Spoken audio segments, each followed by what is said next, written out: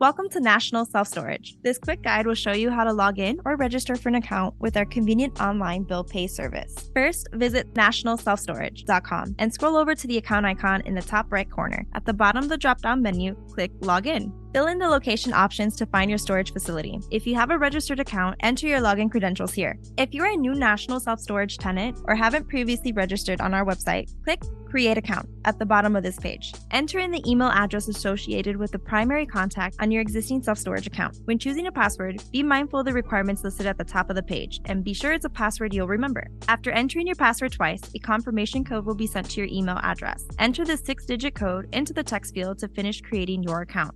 From the Bill Pay homepage, you'll see a prompt at the top to link your mobile phone to the account to make future logins easier. This is where you can set up autopay, so you won't have to worry about missed payments or late fees. Scrolling down, you'll see the current balance on each of the storage units you're renting. Simply log in and make your monthly payment. If one or more of the units you're renting is not displayed on your homepage, you can manually add them by scrolling back to the top right and hovering over the login icon. Click the link space to this account button, where you'll be able to enter in the location of your storage facility, the unit number, and your access code, which the facility manager can give to you if needed. Filling in these options will link the unit to your account for you to manage and pay. If you have any questions about our convenient online bill pay services, please contact your local facility manager for more information. The facility phone number is available on your store's landing page. Thank you for choosing National Self-Storage.